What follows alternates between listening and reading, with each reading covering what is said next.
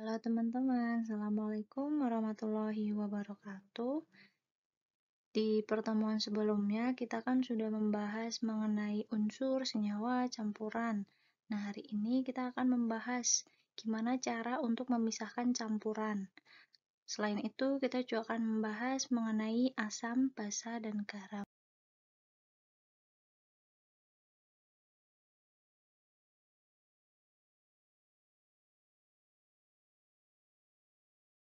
Sebelum kita masuk ke materi pemisahan campuran, ada yang masih ingat tentang apa itu campuran?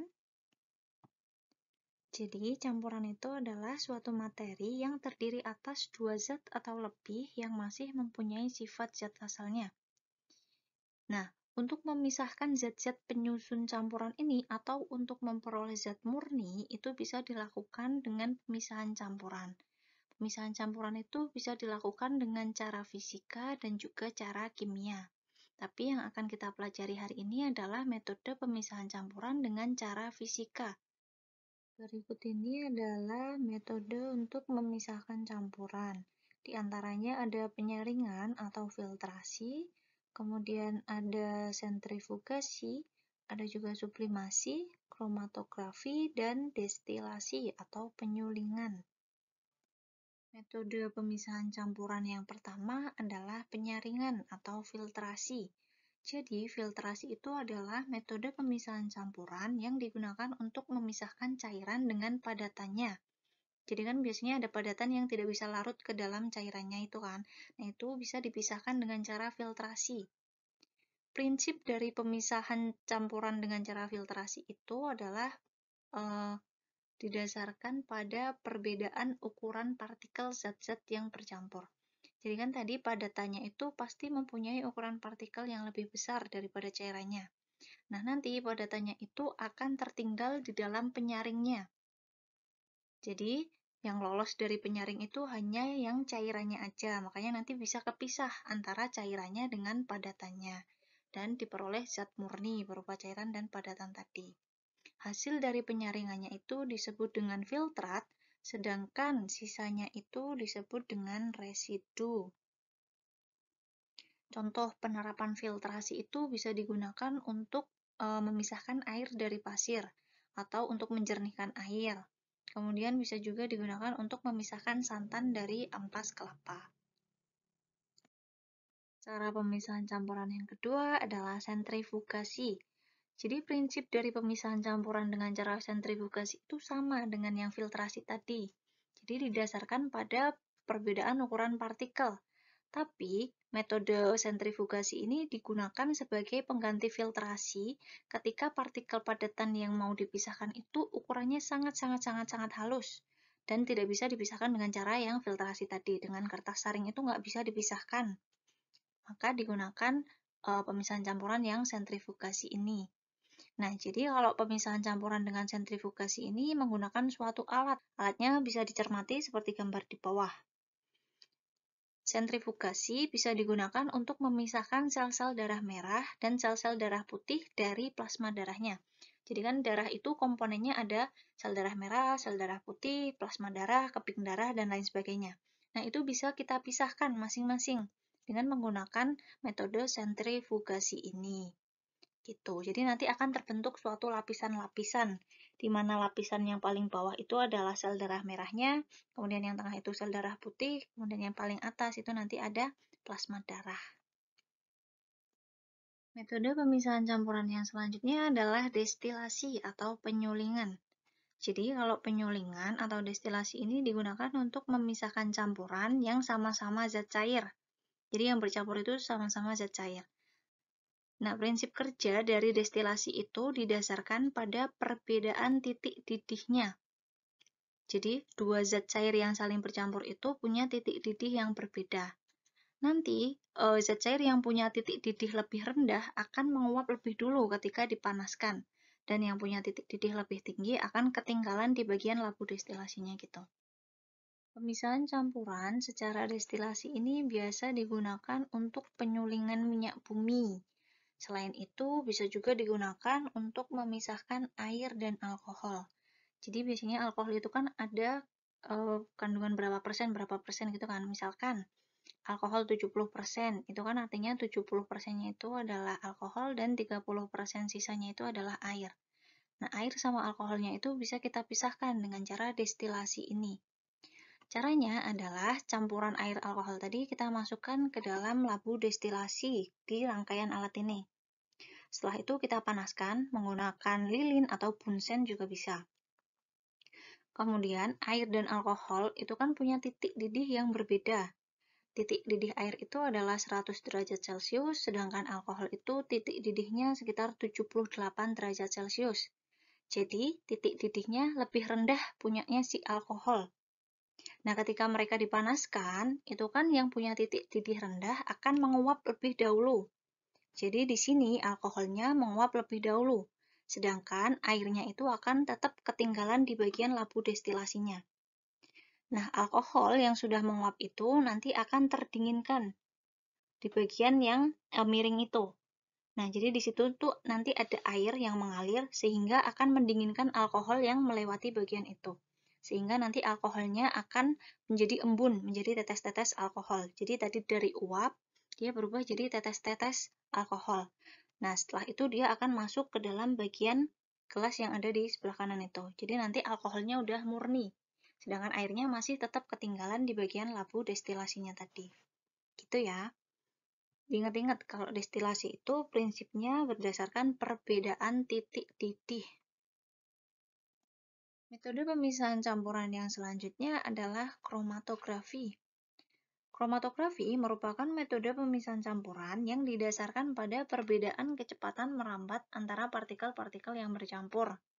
Contoh dari pemisahan campuran secara kromatografi ini bisa digunakan untuk memisahkan berbagai zat warna, misalkan pada tinta. Jadi kan tinta yang kita pakai buat nulis, misalkan yang warna hitam, itu ternyata penyusun warnanya itu nggak hanya hitam aja, tapi ada warna-warna lain yang menyusun tinta warna hitam itu. Nah, warna-warna penyusunnya bisa kita pisahkan dengan cara kromatografi ini. Caranya adalah nanti kita butuh kertas saring, atau misalkan kalau nggak ada kertas saring, bisa juga pakai kertas tisu. Setelah itu, kita butuh juga air. Nah, tinta yang mau kita pisahkan warnanya itu kita totolkan pada kertas saring itu. Selanjutnya kita celupkan ke dalam air. Tapi mencelupkan kertas saring ke dalam airnya itu nggak boleh melebihi bagian yang kita totolkan itu. Setelah kita celupkan, itu kan nanti airnya akan terserap di bagian kertas saring itu. Nah, nanti airnya itu akan menjalar ke atas dan memisahkan warna penyusun dari tinta itu. Gitu ya. Selain untuk memisahkan zat warna, kromatografi juga bisa digunakan untuk tes urin. Terus bisa juga digunakan untuk mengidentifikasi kandungan zat tertentu dalam suatu makanan dan juga mengidentifikasi hasil pertanian yang tercemar oleh pestisida. Metode pemisahan campuran yang terakhir adalah sublimasi. Sebelum itu Ibu mau tanya dulu, masih ingat nggak kalian tentang apa itu menyublim? Pas SD kan udah belajar kan? Ayo, apa itu menyublim? Jadi, menyublim itu adalah perubahan wujud dari padat ke gas. Contohnya adalah pada kapur barus. Nah, untuk prinsip kerja dari sublimasi ini berhubungan dengan proses menyublim tadi. Jadi, prinsip kerja dari sublimasi itu didasarkan pada kemampuan bisa tidaknya suatu zat itu menyublim. Jadi kan ada zat yang bisa menyublim dan ada yang tidak. Nanti ketika dua zat itu bercampur, bisa dipisahkan dengan itu, perbedaan yang bisa menyublim sama tidaknya tadi. Contohnya bisa kita gunakan untuk memisahkan campuran kapur barus dengan pasir. Jadi misalkan kapur barusnya itu nggak sengaja kecampur sama pasir atau tanah, nanti bisa kita pisahkan dengan cara sublimasi ini. Nah, caranya kita masukkan campuran kapur barus dan pasir itu dalam suatu gelas beker. Setelah itu kita panaskan menggunakan lilin bisa atau bunsen juga bisa. Setelah itu, di atasnya kita tutup dengan suatu piring kaca, tapi di atasnya kita taruh es batu. Nah, setelah dipanaskan dalam beberapa saat, nanti kan si kapur barusnya akan menyublim. Dia berubah wujud dari padat ke gas. Nah, uap gas dari kapur barus itu nanti akan terdinginkan oleh es batu yang ada di atasnya. Sehingga dia akan mengkristal lagi, membentuk kapur barus, tapi yang udah bersih. nggak bercampur dengan pasir, karena pasirnya kan nggak bisa menyublim. Dia tetap ketinggalan di bagian bawah, yang bisa menyublim hanya si gapur parusnya. Jadi, untuk gambaran mengenai proses pemisahan campuran secara filtrasi, destilasi, dan lain sebagainya, kalian bisa menyimak video pada link berikut.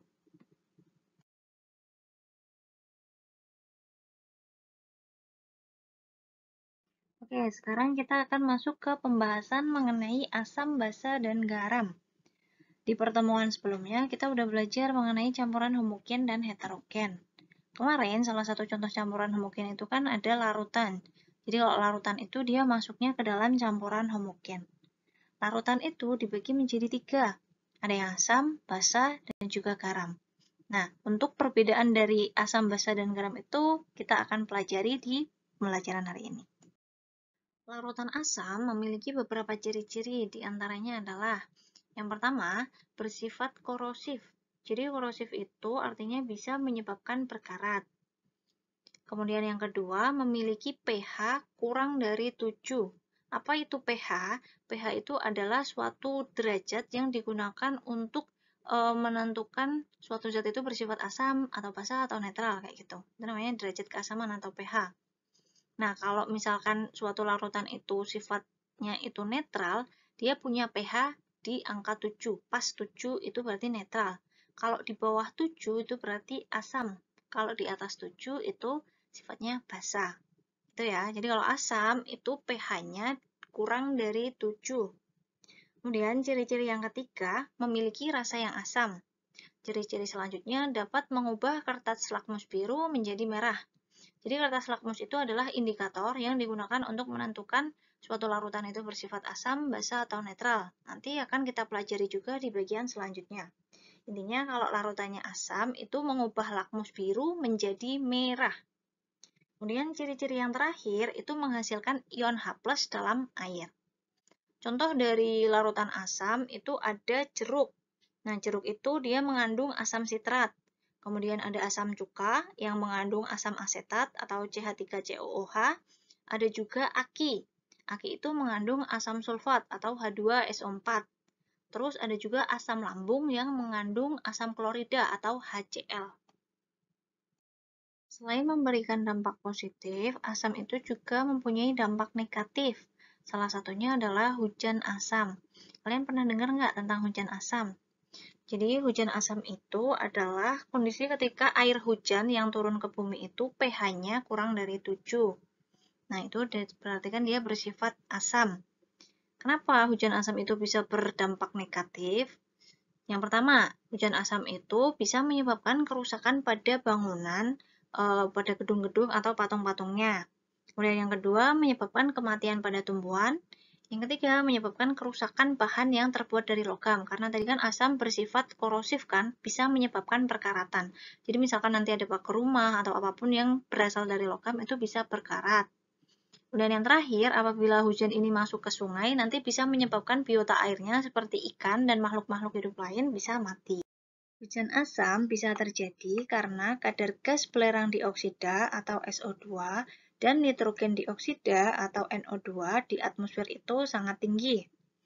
Gas-gas SO2 dan NO2 itu dihasilkan dari polusi udara dari asap-asap pabrik. Nah, nanti gas-gas ini akan bereaksi dan larut di dalam air yang ada di atmosfer dan akan membentuk senyawa asam seperti asam sulfat, asam nitrat, dan lain sebagainya. Nah, nanti ketika hujan itu turun, karena ada senyawa asam yang terlarut di air itu, menyebabkan hujannya itu bersifat asam. Jadi pH-nya di bawah 7. Larutan basa memiliki beberapa ciri-ciri, diantaranya adalah basa itu bersifat kaustik atau bisa merusak kulit. Kemudian pH-nya itu lebih dari 7. Terus basa itu terasa licin di tangan. Kemudian dia berasa pahit dan bisa mengubah lakmus merah menjadi biru. Dan yang terakhir, dia menghasilkan ion OH- ketika di dalam air. Contoh dari larutan basa itu yang pertama ada obat mah. Ada juga sabun-sabunan seperti sabun cuci piring, deterjen, shampoo, kemudian pasta gigi, itu semuanya bersifat basa. Kemudian ada juga kapur atau CaCO3. Garam adalah senyawa yang terbentuk dari reaksi asam dan basa. Contoh garam yang paling sering kita temui dalam kehidupan sehari-hari adalah garam dapur. Garam dapur itu memiliki rumus kimia NaCl.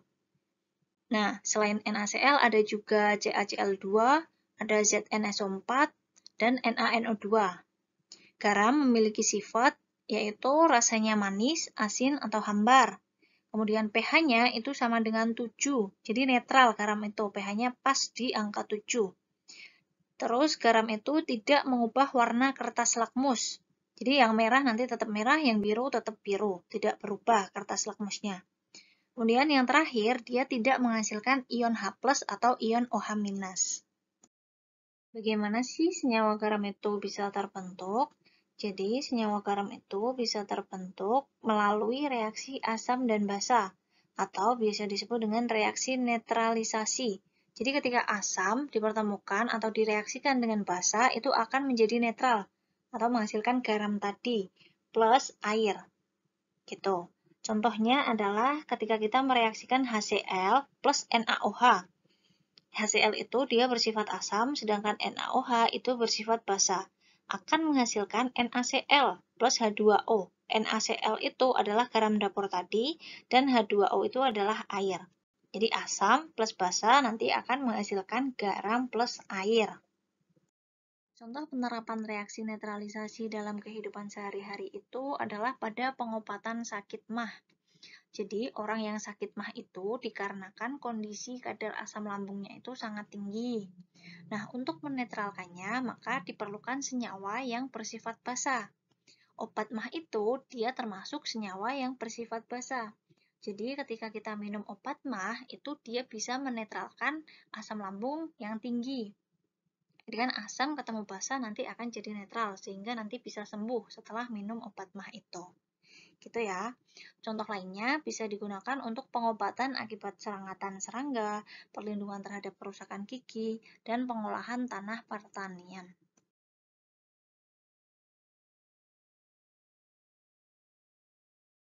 Indikator asam basa itu adalah suatu indikator yang digunakan untuk menentukan suatu larutan itu bersifat asam, basa, atau netral.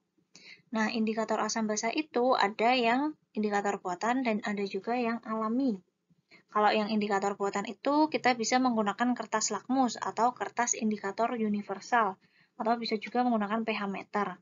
Sedangkan untuk indikator alami itu bisa menggunakan bahan-bahan alamiah seperti kunyit, bunga mawar, bunga telang, terus kubis merah, kubis ungu, bunga sepatu, dan buah bit. Indikator asam basa yang pertama adalah kertas lakmus. Kertas lakmus itu ada dua jenis, yaitu kertas lakmus biru dan kertas lakmus merah. Nanti misalkan kita ingin menguji suatu larutan itu bersifat asam, basa, atau netral, caranya adalah kita siapkan larutan yang mau kita uji dalam suatu kelas. Lalu kita celupkan kertas lakmus merah dan biru ke dalam larutan itu. Jadi dua kertas lakmus itu kita celupkan ke dalam larutan yang mau kita uji. Setelah itu, kita amati perubahan warna pada kertas lakmus itu. Nah, kalau misalkan larutannya itu bersifat asam, tadi lakmus merahnya tetap merah, sedangkan yang biru jadi merah. Kalau larutannya bersifat basa, itu kertas lakmus birunya tetap biru, sedangkan yang merah jadi biru. Tapi, misalkan kita celupkan dua lakmus merah dan biru itu, tapi tidak ada perubahan warnanya, artinya larutan itu bersifat netral. Gitu. Nah, di sini bisa kalian cermati perubahan warna pada kertas lakmus. Gampangnya gini ya, kalau misalkan larutan itu bersifat asam, nanti warna akhir setelah dicelupkan itu jadi merah. Jadi yang biru tadi, kertas lakmus biru menjadi merah, yang merah tetap merah. Oke, jadi warna akhirnya itu dia merah.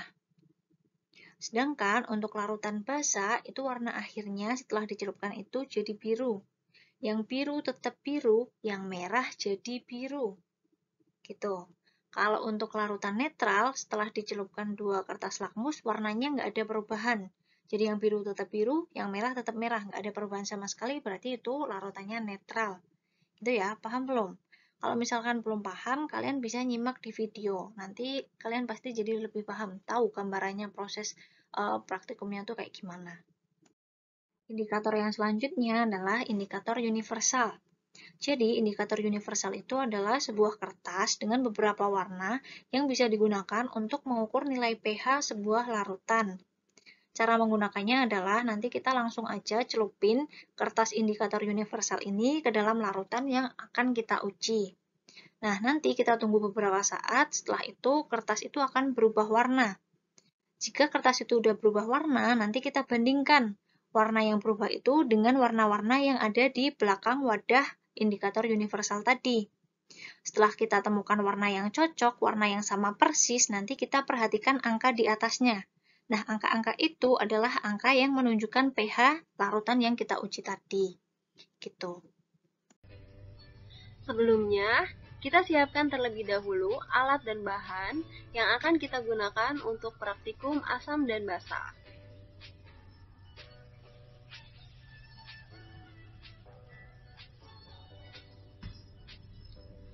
Pertama, kita masukkan kertas lakmus merah dan lakmus biru ke dalam soda.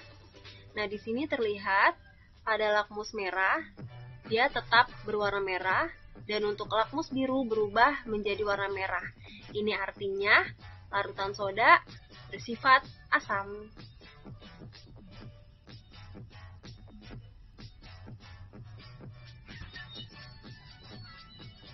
Kemudian kita masukkan indikator universal ke dalam soda dan terlihat bahwa pH soda sama dengan 4. Selanjutnya lakmus kita masukkan ke dalam air jeruk. Nah, di sini terlihat lakmus merah tetap menjadi merah dan lakmus biru berubah menjadi merah, yang artinya air jeruk merupakan asam. Kemudian, indikator universal kita masukkan ke dalam air jeruk. Dan di sini kita bisa lihat bahwa pH air jeruk sama dengan 3, yang artinya asam. Selanjutnya, lakmus kita masukkan ke dalam cuka. Dan di sini terlihat lakmus merah tetap berwarna merah dan lakmus biru berubah menjadi merah, yang artinya cuka bersifat asam. Kemudian, indikator universal kita masukkan ke dalam cuka. Dan di sini kita bisa lihat pH cuka sama dengan 1, yang artinya asam. Selanjutnya, lakmus kita masukkan ke dalam air kapur. Dan di sini kita bisa lihat bahwa lakmus merah sedikit berubah menjadi biru dan lakmus biru tetap menjadi biru, yang artinya air kapur bersifat basa. Kemudian, indikator universal kita masukkan ke dalam air kapur. Dan di sini kita bisa lihat bahwa pH air kapur sama dengan 8, yang artinya air kapur bersifat basa. Selanjutnya, lakmus kita masukkan ke air sabun, dan di sini terlihat lakmus merah berubah menjadi biru, dan lakmus biru tetap biru, yang artinya air sabun bersifat basah. Kemudian, indikator universal kita masukkan ke dalam air sabun.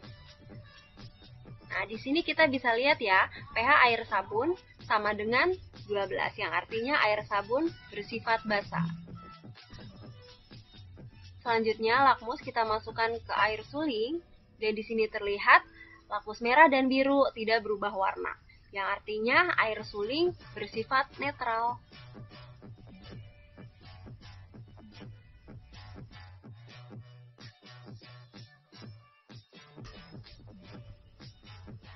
Kemudian, indikator universal kita masukkan ke dalam air suling, dan di sini kita bisa lihat pH air suling sama dengan 7, yang artinya air suling bersifat netral. Selanjutnya, lakmus kita masukkan ke dalam air garam, dan di sini terlihat lakmus merah dan lakmus biru tidak berubah warna, yang artinya bersifat netral. Selanjutnya, indikator universal kita masukkan ke dalam air garam, dan di sini kita bisa lihat pH air garam sama dengan 7, yang artinya bersifat netral. pH meter adalah sebuah alat yang bisa digunakan untuk mengukur derajat keasaman atau kebasahan suatu larutan. Jadi nanti caranya kita hanya tinggal mencelupkan bagian batang itu ke dalam larutan yang ingin kita uji. Setelah itu nanti akan muncul angka dari pH larutan yang kita uji itu.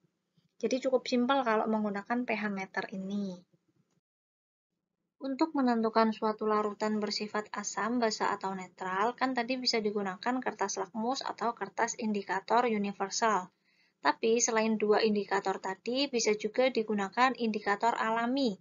Kalau indikator alami ini kita buat dengan bahan-bahan alami seperti kunyit, bunga sepatu, bunga pacar air, dan ekstrak kubis ungu. Caranya adalah kita membuat ekstrak dari bahan-bahan alami tadi. Bisa kita tumbuk atau kita blender. Setelah itu kita campur dengan sedikit air dan kita ambil sarinya itu. Nah, nanti air yang udah kita ekstrak itulah yang kita jadikan sebagai indikator untuk menentukan suatu larutan itu bersifat asam, basa, atau netral.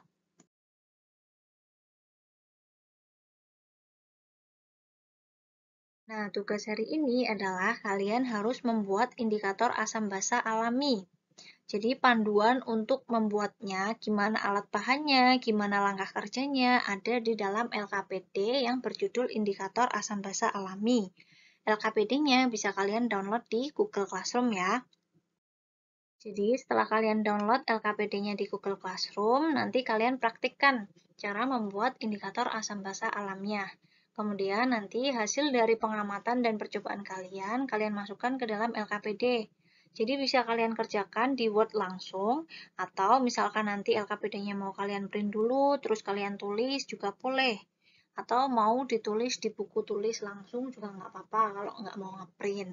Yang penting kalian tetap ngerjain aja, dan harus runtut ya, nanti tabel data hasilnya gimana, kemudian pertanyaan diskusinya juga dijawab, kesimpulannya juga harus dijawab. Yang penting ada itu. Kemudian jangan lupa kalian tulis identitas kalian, jangan sampai kosong.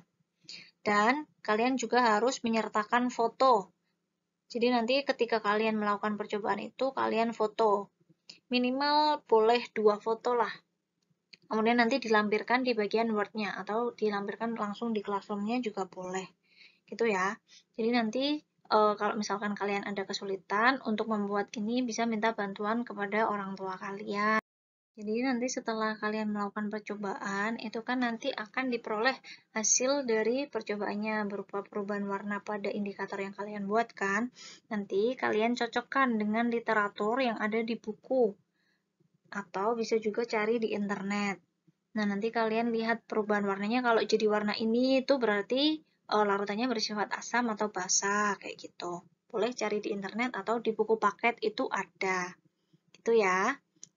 Demikian untuk pertemuan hari ini. Kalau misalkan masih ada yang bingung atau mau ditanyakan, silahkan boleh menghubungi Ibu. Banyak kesalahan, mohon maaf. Wassalamualaikum warahmatullahi wabarakatuh.